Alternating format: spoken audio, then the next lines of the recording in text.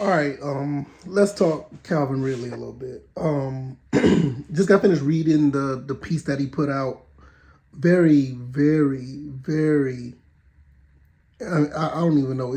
Very open, very honest article about Calvin Ridley. And the thing about Calvin Ridley was initially, we all thought that he quit. We thought that he, was definitely having, some issues with being a number one receiver.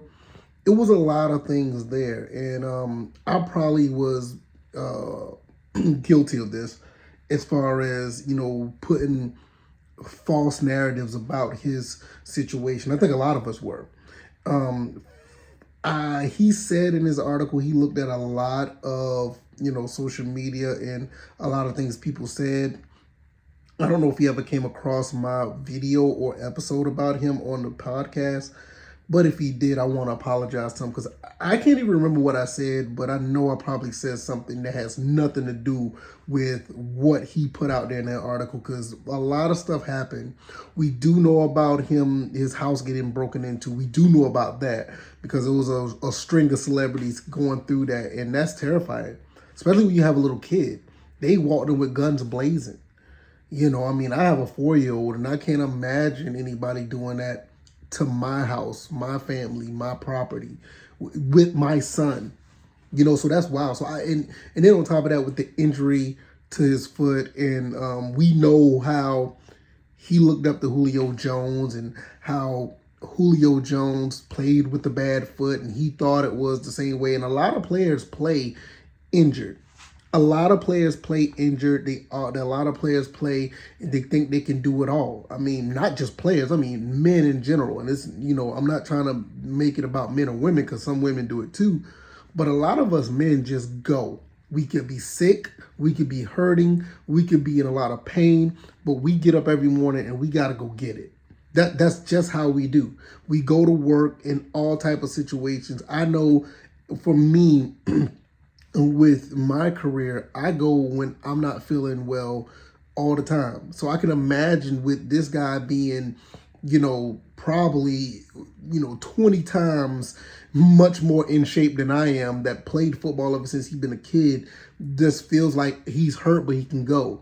Kind of find out he had a broken foot. So it's a lot going into that. Us men, we deal with a lot. And with everything he was going through, I get it. I 100% get it. I mean, we're not on that level, or I'm not on his level as far as what he has to do physically. But a lot of men who go out here, especially a lot of blue collar brothers that that go out and work every day, we understand it. We gotta go. So he broke down mentally because it was a lot on his shoulders. Especially when Julio is leaving, he has to be the number one receiver, and all this other stuff going on. It could be a lot. Nevertheless, I don't excuse the gambling. I mean, I understand what he was trying to do. You say he was trying to root for his boys, the Falcons. He trying to make some money for them or make some money off them, think they could do something. But I can't excuse that. I mean, he knew better. Everybody knew better. That's something you don't do. You don't bet as an athlete on the game. I mean, you mess up the integrity. I know some people say other things that are worse off that you could do, and I get it. I'm not here to debate that, but that's one of the rules that you just can't do. But looking at Calvin Ridley, man, that's tough.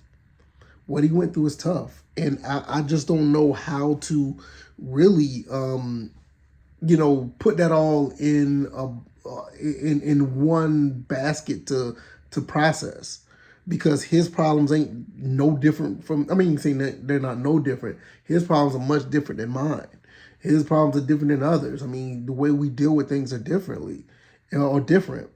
So what he's done is, probably the best thing for him was to walk away for a while. I mean, he went to the team and told them.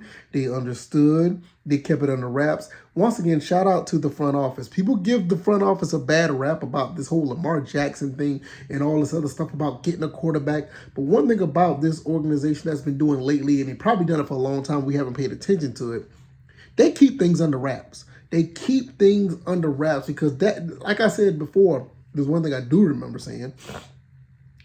This could have got really ugly for the Falcons. The Falcons could have made this really nasty situation and just traded him off and not tell nobody what's going on. But they did right by him.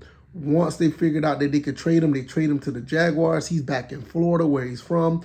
I know Jacksonville is not necessarily, I don't think it's too close for it, but he's in the state where he's from. He gets to redeem himself. And on the back end, the Falcons will be able to get some good compensation for him. If they decide to re-sign him, he can turn around and they can give us a second round pick. And with Trevor Lawrence, I think he's going to do some good things. So it is unfortunate because you want a guy with his talent on your team, but it was just a lot of stuff that happened that was not able to put into fruition where that he could have flourished with the team. And at the end of the day, that's okay. Because now we have Drake London. I know we're going to get another receiver. We got Kyle Pitts. And I think we're just going to move forward. I think we're going to be okay. For both sides, it's going to be a win-win.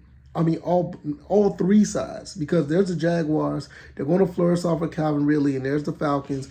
And the most important thing, it's Calvin Ridley. He's going to be able to redeem himself and bounce back and hopefully have a great career. You know, you always want to see guys like this win. I mean, he came from nothing. You know, you heard about the things that him and his parents went through. They bounced back. His mom came back in his life, and she turned her life around. And this is an opportunity for him to turn his life around. I mean, he's a young guy. I think he's, no more than 24, 25 maybe 26. So there's a lot there. And hopefully it'll work out. Be on the lookout for the next episode of the show. I'll have that up later on today. And we'll be talking more Atlanta Falcons or Georgia Southern football. It just depends. I mean, I don't know. Maybe we'll go deep diving more into this Calvin Ridley thing and what does this mean for him? What does this mean for the Falcons? Or we may just talk about anything that goes, that's going across a wire between now and then. So I said enough. Hopefully you guys enjoyed this. Let me know in your comments. Let me know what you guys think. I'm going to get out of here, and hopefully you guys check the episode out. Like, share, subscribe. The episode will be up later on tonight. All right, y'all. Y'all take it easy. Y'all be blessed. Peace.